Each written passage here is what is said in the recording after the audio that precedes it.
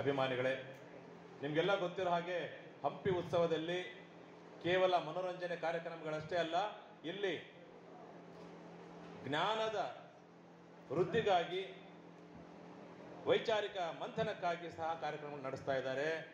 ಆದರೆ ಒಂದು ಜನ್ನವರೊಂದು ಮಾತು ಹೇಳ್ತಾರೆ, ಕಟ್ಟುಮೆಮೆ ಮಾಲೆಗಾರನ ಪಸುಭಾಸಿಗ ಮುಡಿಪ ಭೋಗಿಗಳಿಲ್ಲದೆ ಬಾಡಿಪೋಗದೆ ಅಂತ.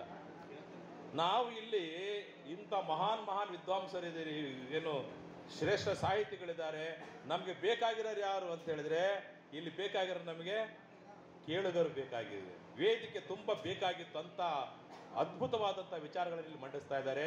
ಯಾಕಂದ್ರೆ ಇಲ್ಲಿ ನಾವು ಏನು ವಿಚಾರಗಳನ್ನು ಆಯ್ಕೆ ಮಾಡಿಕೊಂಡಿದ್ದಾರೆ ಈ ವರ್ಷ, ಅದು ಜನಸಾಮಾನ್ಯರಿಗೆ ಗೊತ್ತಿಲ್ಲದಂಥ ವಿಚಾರಗಳು. ಸಂಶೋಧಕರು, ಅದರಲ್ಲಿ ನಮ್ಮ ವಿರೂಪಾಕ್ಷ ಪೂಜಾರಳ್ಳಿ ಅವರು ಹಂಪಿ ವಿಶ್ವವಿದ್ಯಾಲಯದಲ್ಲಿ ಅವರು ಮಾಡ್ತಾ ಇರುವಂತಹ ಒಂದು ಸೇವೆ, ಅವರ ಸಂಶೋಧನೆಗಳು ಎಲ್ಲರಿಗಿಂತ ವಿಭಿನ್ನವಾದ ಸಂಶೋಧನೆಗಳು ಮಾಡಿರುವಂಥವ್ರು ಇವರು. ನಾವೆಲ್ಲ ಓದುವ ಇತಿಹಾಸ ಇದ್ರೆ ಅವರು ತಳಮಟ್ಟದ ಇತಿಹಾಸ, ಜನಸಾಮಾನ್ಯರ ಇತಿಹಾಸ ಏನಿದೆ, ಹಂಪಿಯನ್ನ ವಿಭಿನ್ನ ದೃಷ್ಟಿಯಿಂದ ಮೌಲ್ಯಮಾಪನ ಮಾಡುವಂಥ ಇತಿಹಾಸವನ್ನು ನೋಡುವಂತಹ ಇತಿಹಾಸ ತಜ್ಞರು ನಮ್ಮಲ್ಲಿದ್ದಾರೆ. ಅದೇ ರೀತಿ ನಮ್ಮ ಚಂದ್ರಶೇಖರ ಶಾಸ್ತ್ರಿ ಅವರು ಅಪಾರ ಅನುಭವವನ್ನು ಉಳ್ಳವರು, ಹಂಪಿಯ ಮೂಲೆಯನ್ನು ಬಲ್ಲವರು. ಅವರು ಸಹ ಇದರ ಬಗ್ಗೆ ವಿವರವಾದ ಅಧ್ಯಯನ ಮಾಡಿರೋರು, PhD ವಿಷಯವನ್ನು ಆರಿಸಿಕೊಂಡಿದ್ದಾರೆ. ಅಂಥವ್ರು ಇವತ್ತು ಮಾತಾಡ್ತಾ ಇದ್ದಾರೆ. ಯಾಕಂದ್ರೆ ನಾವು ನೋಡುವಂಥದ್ದು ಕಲ್ಲಿನ ರಥ, ಕಮಲ ಮಹಲ್ ಅಥವಾ ವಿರೂಪಾಕ್ಷ ದೇವಸ್ಥಾನ ಇದಷ್ಟೇ ಅಲ್ಲ. ಹಂಪಿ ಅಂದ್ರೆ ಪಕ್ಕದಲ್ಲಿ ನೀವು ಹೋಗಿ ಬರ್ತಾ ಇದ್ದಂಗೆ ಕಾಣುವಂಥ ತುರ್ತ ಕಾಲುವೆ ಏನಿದೆ, ಇಮ್ಮಡಿ ಬುಕ್ಕರಾಯ 1199ರಲ್ಲಿ ಮೊಟ್ಟ ಮೊದಲ ಬಾರಿಗೆ ಆಣೆಕಟ್ಟೆಯನ್ನ ಕಟ್ತಾನೆ. ವಿರೂಪಾಕ್ಷ ನದಿಯಿಂದ ಹೀಗೆ ವಿರೂಪಾಕ್ಷ ದೇವಸ್ಥಾನದಿಂದ ಹಿಂದೆ ನಡ್ಕೊಂಡು ಹೋಗಿ ತುಂಗಭದ್ರಾ ನದಿಯಲ್ಲಿ ಒಂದು ಎತ್ತರದ ಸ್ಥಳವನ್ನು ಪತ್ತೆ ಮಾಡಿ ಅಲ್ಲಿ ಆಣೆಕಟ್ಟನ್ನು ಕಟ್ಟಿ ಅಲ್ಲಿ ಕಾಲು ನಿರ್ಮಾಣ ಮಾಡ್ತಾರೆ. ಯಾಕಂದ್ರೆ ಜನರ ಬೇಡಿಕೆ ಅಷ್ಟೊಂದಿತ್ತು, ಜನ ಸಮೂಹ ಇಲ್ಲಿತ್ತು. ಹಂಪಿ ಏನಾಗಿದೆ, ಇಡೀ ವಿಶ್ವದ ಆಕರ್ಷಕ ಬಿಂದು ಆಗಿತ್ತು. ಅಂತ ಜನರಿಗೆ ನೀರನ್ನ ಬೇಸಿಗೆಯಲ್ಲಿ ಒದಗಿಸಲಿಕ್ಕೆ ತುರ್ತ ಕಾಲುವೆ ಕೊಡ್ತಾರೆ. ತುರ್ತ ಅಂದ್ರೆ ವೇಗವಾಗಿ ಹರಿಯುವ ನೀರು ಅಂತ. ಇಲ್ಲಿಂದ ಹರಿದ ನೀರು ರಾಮಸಾಗರದವರೆಗೆ ಹೋಗುತ್ತೆ. ಇಂಥ ಅದ್ಭುತವಾದಂಥ ಕಾಲುವೆಯನ್ನ ಇವರು ಕಟ್ಟಿದ್ದಾರೆ.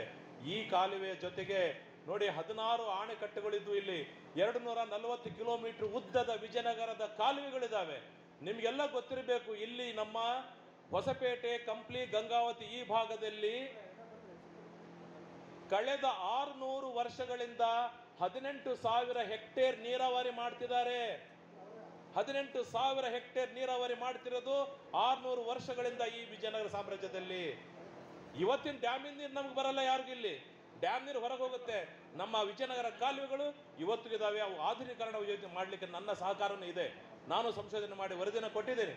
ಇವತ್ತು ಇಂಥ ಒಂದು ಬೆಳೆ ನೋಡಿ, ನಿಮಗೆ ಗೊತ್ತಿರಲಿ, ನೀವು ಹೊರಗೆ ಹೋದಾಗ ಮಾರ್ತಿರುವಂತ ಸುಗಂಧಿ ಬಾಳೆ ಏನಿದೆ, ಶ್ರೀಕೃಷ್ಣ ದೇವರಾಯ ತಿಂದಾಗ ಇದ್ದಂತ ಬಾಳೆ ಗಿಡಗಳು ಏನಿದ್ದು, ಅದೇ ಬೇರಿನಿಂದ ಬೆಳೆದ ಬಾಳೆ ಗಿಡಗಳು ಇವತ್ತು ಇದಾವೆ.